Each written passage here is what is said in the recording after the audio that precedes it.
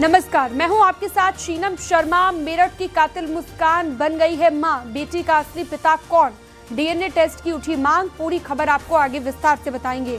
गाजियाबाद की एक शादी में दुल्हन ने मारी एंट्री तो सबकी नजर ठहर गई और ये आपको आगे खबर बताएंगे।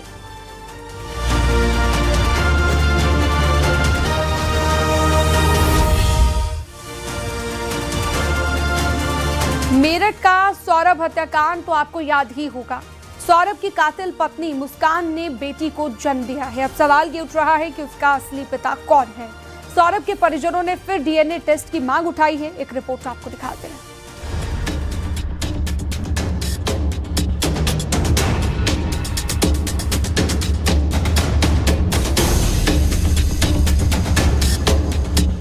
कातिल मुस्कान बन गई मां। मुस्कान ने दिया बेटी को जन्म।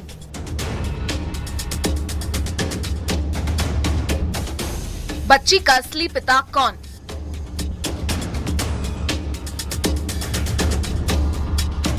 सौरभ या कातिल साहिल?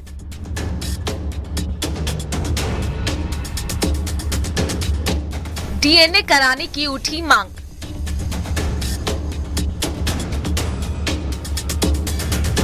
अपने प्रेमी साहिल के साथ मिलकर पति की निर्मम हत्या करने वाली मुस्कान मां बन गई है।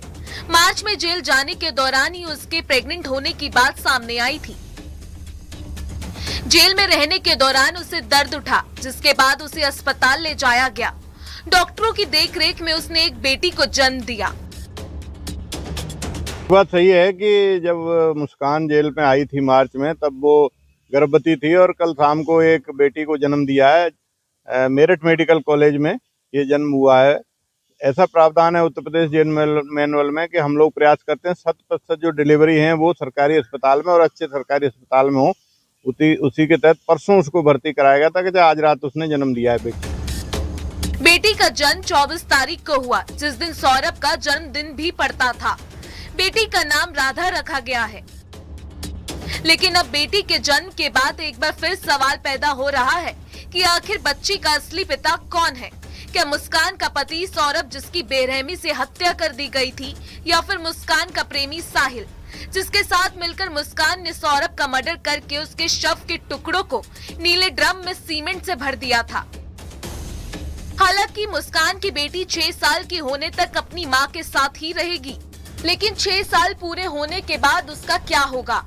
अगर मुस्कान जेल में ही रही तो कौन उसकी देखभाल करेगा? वहीं सौरभ के परिवार ने बच्ची के डीएनए टेस्ट की मांग की है। उनका कहना है कि अगर डीएनए टेस्ट से ये साफ हो जाता है कि बच्ची सौरभ की है तो उसे बच्ची को उन्हें सौंपा जाए। मैंने डीएनए की मांग की है और 1% है कि वो सौरभ का निकलता है। अगर सौरभ का निकलता है तो उसको तुरंत हमारे को दे दिया है, नहीं तो मुस्कान जो है उसको किसी भी तरह से हानि पहुंचाएगी या भरण पोषण में उसे परेशान करेगी। अगर वो ऐसा कुछ करती है तो उसकी जिम्मेदारी कोर्ट की होगी। बीच में मुस्कान के बारे में खबर सामने आई थी कि वो जेल में सुंदरकांड और रामायण का पाठ करती थी। हालांकि उसकी इच्छा थी कि वो एक बेटे को जन्म दे। वो उसे प्रभु कृष्ण जैसा देखने की ख्वाहिश रखती थी, लेकिन उसकी ये तमन्ना अधूरी रह गई। अस्पताल प्रशासन के मुताबिक मुस्कान की डिलीवरी कड़ी सुरक्षा व्यवस्था के बीच कराई गई। जिस वार्ड में उसे रखा गया वहां 8 सदस्यीय मेडिकल और सुरक्षा टीम को अंदर जाने की अनुमति दी गई थी। मुस्कान के परिवार वाले भी उसे देखने नहीं आए। जाहिर है सौरभ की हत्या के बाद मुस्कान के अपनों ने भी दूरी बना ली है। ऐसे में अब बच्ची के जन्म के बाद उसकी असली पहचान को लेकर भी चर्चा तेज है। मेरठ से निखिल अग्रवाल के साथ bureau report, news 18 UP Uttarakhand.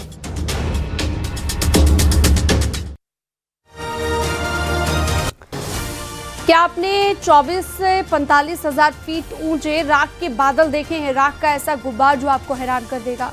Ethiopia में 12,000 साल के बाद ज्वालामुखी फटा, जिसका भारत में क्या असर पड़ा आपको दिखा।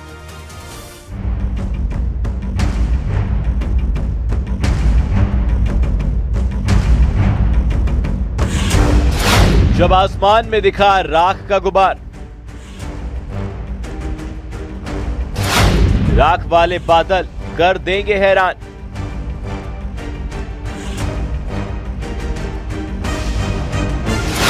इथोपिया में 12 साल बाद फटा ज्वालामुखी। इराक के बादल ने तय की 4300 किलोमीटर की दूरी। हेली गुब्बी का भारत पर असर।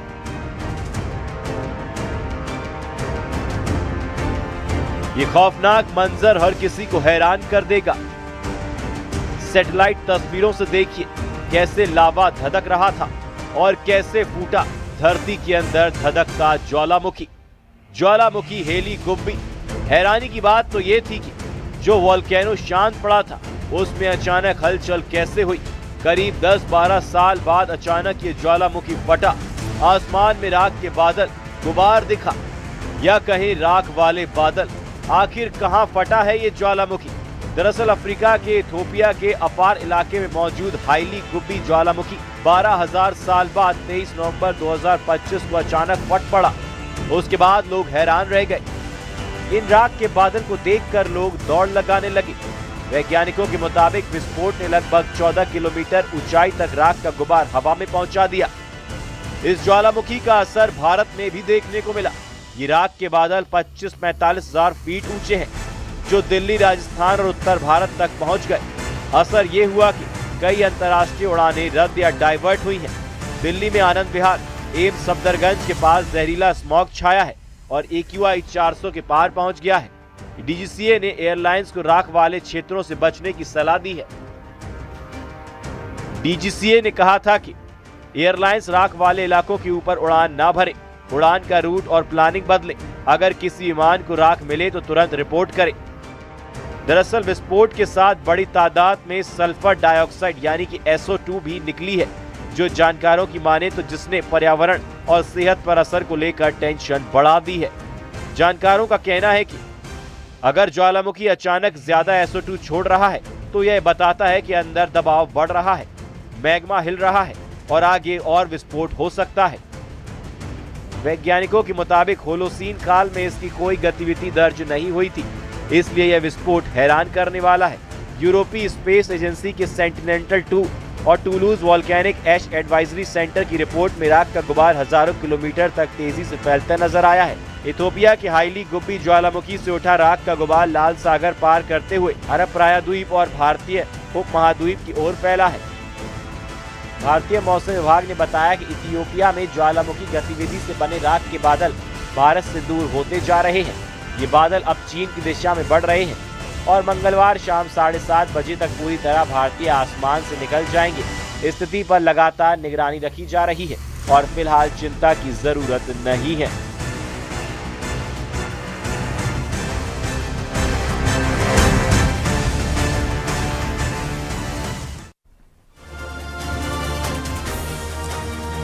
कई सदियों के बाद आज हर सनातनी का सपना पूरा हो गया है। अयोध्या में प्रभु श्री राम के मंदिर के शिखर पर धर्म ध्वजा लहराई गई। पीएम मोदी ने मंदिर के शिखर पर केसरिया ध्वज लहराया और इस मौके पर उनके साथ संघ प्रमुख मोहन भागवत, यूपी की राज्यपाल आनंदीबेन पटेल और सीएम योगी मौजूद रहे। 7,000 से ज्यादा मेहमानों की मौजूदगी में पीएम मोदी ने ध्वजारोहण किया। इस ऐतिहासिक पल में राम मंदिर परिसर में जय श्री राम के नारों की गूंज सुनाई दी।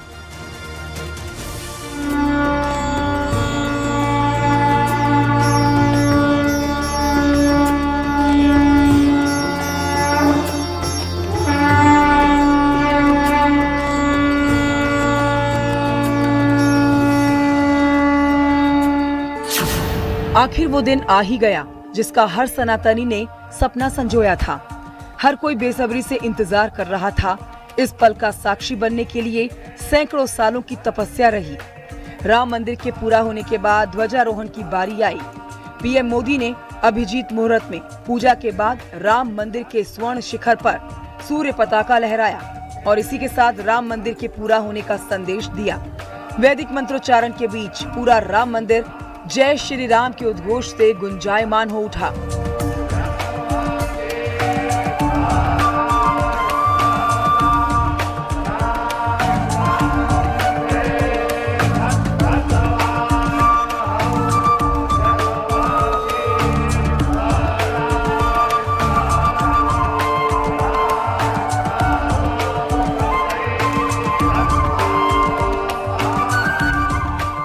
मंदिर के शिखर पर केसरिया रंग की धर्म ध्वजा शान से फहराई गई। हर राम भक्त के लिए ये ऐतिहासिक पल रहा। जैसे जैसे धर्म ध्वजा को ध्वज दंड तक ले जाया जा रहा था, पीएम मोदी ध्वज को एकटक देखते रहे। ध्वज के फहराते ही पीएम मोदी ने आसमान की ओर देखा और दोनों हाथ जोड़कर सिर झुकाया और इस तरह से हर सनातनी का सपना साकार हो गया।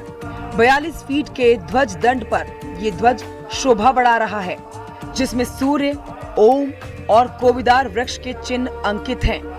धर्म ध्वज पर एक चमकते सूरज की तस्वीर है, जो प्रभु श्री राम की चमक और वीरता का प्रतीक माना जाता है। ध्वजारोहण के मौके पर संघ प्रमुख मोहन भागवत, यूपी की राज्यपाल आनंदीबेन पटेल और सीएम योगी आदित्यनाथ मौजूद रहे। 7,000 से ज्यादा मेहमानों की उपस्थिति में ध्वजारोहण कार्यक्रम हुआ।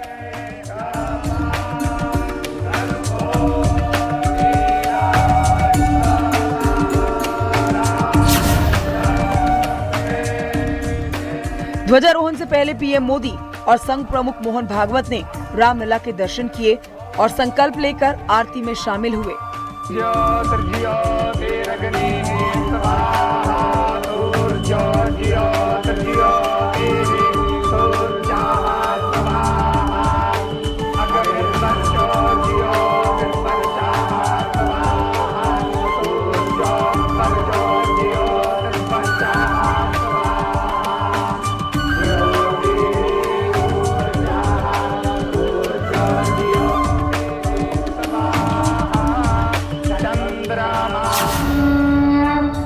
रामलला के दर्शन करने से पहले दोनों मंदिर के प्रथम तल पर बने राम दरबार में गए, जहां पूजन हुआ।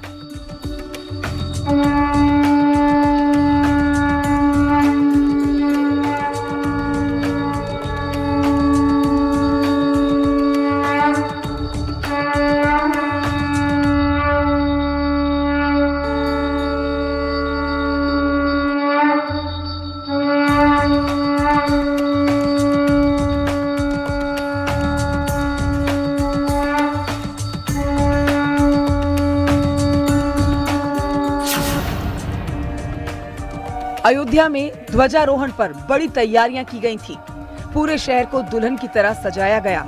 अयोध्या पहुंचने पर रोड शो करने के बाद पीएम मोदी सप्त मंदिर में पहुंचे और यहां महर्षि वशिष्ठ, महर्षि विश्वामित्र, महर्षि अगस्त्य, महर्षि वाल्मीकि, देवी अहिल्या, निषाद राज गुहा और माता शबरी से जुड़े हुए मंदिरों में सिर झुकाया। सप्त मंदिर में दर्शन के बाद पीएम मोदी शेषावतार मंदिर गए। उन्होंने यहाँ भी पूजा अर्चना की।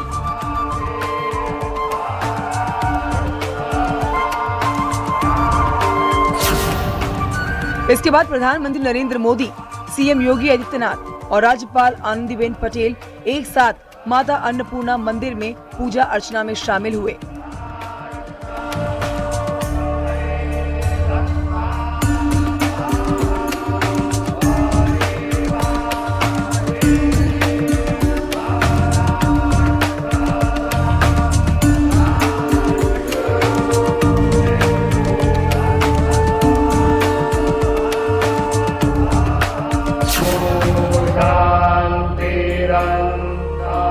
वहां से आने के बाद पीएम मोदी दर्शक दीर्घा के नजदीक पहुंचे, जहां लोगों ने उनका जोरदार स्वागत किया। पीएम ने भी उत्साह के साथ सबका अभिनंदन स्वीकार किया।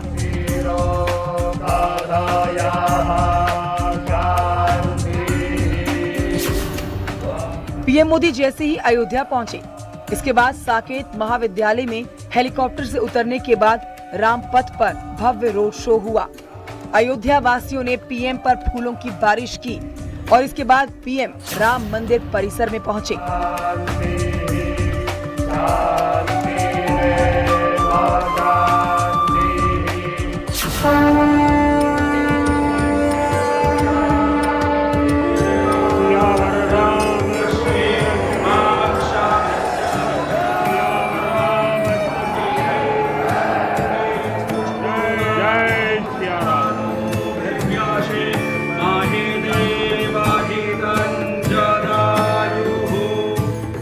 Bureau report, news 18, UP, Uttarakhand. यस्मरे पुंडरीकाक्षं नमाय अत्यंतरसुते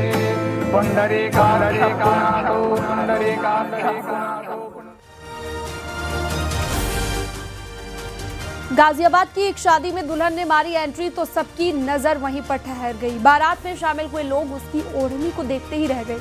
151 फीट की ओढ़नी आपने कभी नहीं देखी होगी।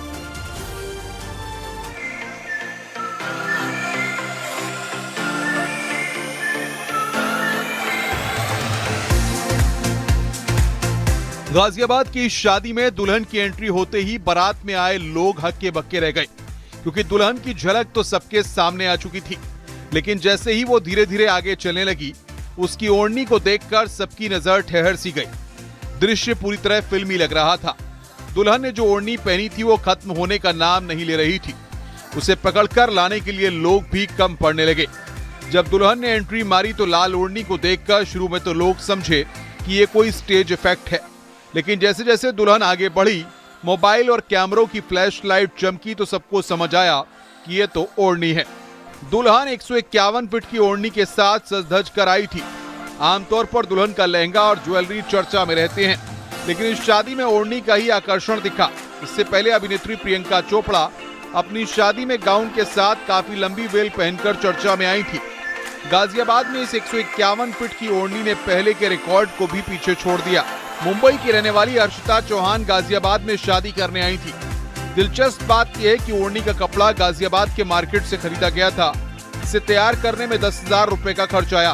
स्थानीय 10 कारीगरों ने सिर्फ 2 दिनों में इस ओढ़नी को तैयार किया है। महीन कढ़ाई, हल्की जरी और डिजाइन से उसे आकर्षक बनाया गया। ये एक नया रिकॉर्ड चालू होगा as a wedding Hindu veil. ये आज तक कभी नहीं हुआ है। This is the first time will be getting this category and ये 151 फीट लॉन्ग वेल होगी जो हिंदू ट्रेडिशन में फर्स्ट टाइम हुआ है and you will witness this, we all will witness it through your mediums and all that. कौन सी book में आज नाम दर्ज होने जा रहा है? Limca book of records. शादी में पहुंचे कई लोग तो ओढ़नी को छूते नजर आए, क्योंकि यह अनुभव उनके लिए बिल्कुल नया था। दुल्हा दुल्हन और बारातियों के लिए शादी ओढ़नी की वजह से यादगार जरूर बन गई। गाजियाबाद से अमित राणा के साथ bureau report, news 18 UP Uttarakhand.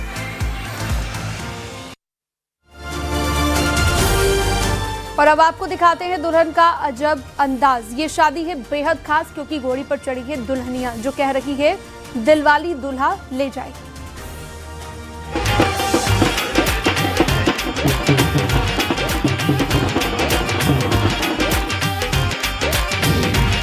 दुल्हन का दिलकश अंदाज, घोड़ी पर दुल्हनिया, दूल्हे को पैगाम।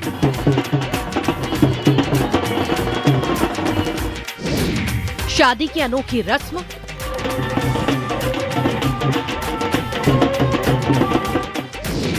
दिलवाली दुल्हा ले जाएगी।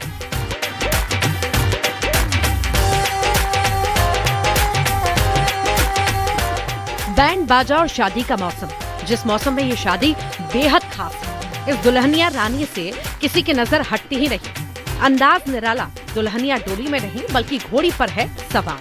अब दूल्हे को भेजा है पैगाम कि आ गए हैं दुल्हे राजा हम, यानी दिलवाली दुल्हनिया ले जाएगी।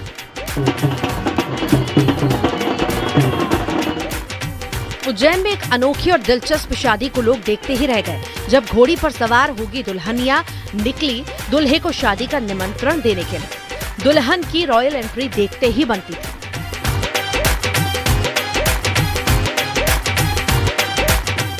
उज्जैन के केजीसी होटल में मंगलवार को हुई इस शादी में नजारा बिल्कुल हटकर था। अहमदाबाद में साउथ इंडियन बैंक में क्लास 1 ऑफिसर और इंदौर की रहने वाली अपूर्वा ओझा फेरे से पहले घोड़ी पर चढ़कर अपने होने वाले पति हर्ष दवे को शादी का न्योता देने के लिए निकली। आंखों में गॉगल और दिल में अरमान। बैंड बाजे से सजा बारात जैसा प्रोसेशन और बीच में घोड़ी पर सवार दुल्हन। राहगीरों की नजरें उसी पर टिक गईं। करीब 1.5 घंटे तक अपूर्वा नाचते हुए जुलूस के साथ चलती रही। बहुत आनंद हुआ, बहुत मजा आया और ये एकदम यूनिक प्रथा है हमारे समाज की, जहाँ पे लड़की घोड़े पे बैठती है। एकदम इक्वलिटी होता है हमारे यहाँ। मतलब लड़का वैसे बहुत बार देखा होगा अपने घोड़े पे आता है, लेकिन हमारे यहाँ सिर्फ श्रीमाली समाज में, राजस्थान में ऐसा होता है कि लड़की घोड़ी पे बैठ के आती है। माली समाज में ये परंपरा काफी पुरानी है, जिसमें दुल्हन अपने दूल्हे के घर घोड़े पर ही पहुंचती है। लड़के की माता जी और जो भी लेडीज है, यहाँ पे जेंट्स नहीं आते, सिर्फ लेडीज होती है, वो उनका स्वागत करते हैं। और ये किसी भी शुभारंभ, किसी भी शुरुआत की ये मंगल कार्य का आरंभ है। दुल्हन घोड़ी पे बैठ के आती है, उसके बाद दूल्हा घोड़ी पे बैठता है, और जो दूल्हे की मम्मी रहती है वो उनका स्वागत करने जाती है, और ये सब पहले से प्रथा चलती आ रही है। घोड़ी चढ़ाई की रस्म कह रही है, हम सफर के साथ ये सफर बराबरी का है, एक दूजे के साथ का है।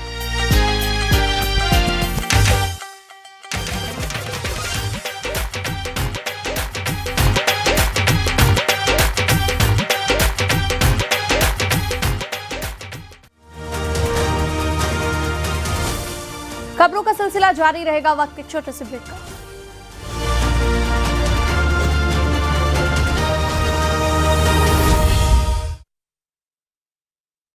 आप देख रहे हैं न्यूज़ 18 उत्तर प्रदेश उत्तराखंड।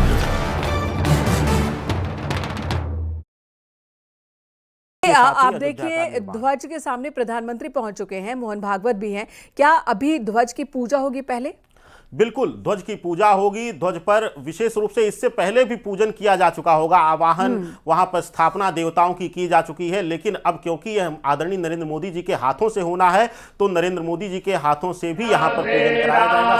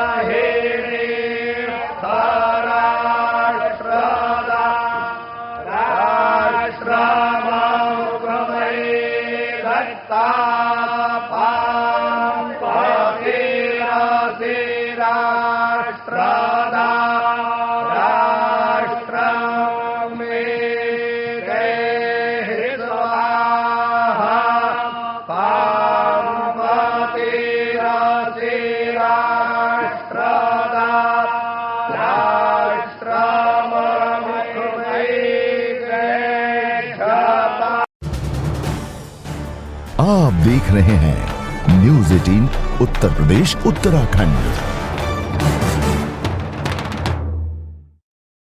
आप देख रहे हैं न्यूज़ 18 उत्तर प्रदेश उत्तराखंड।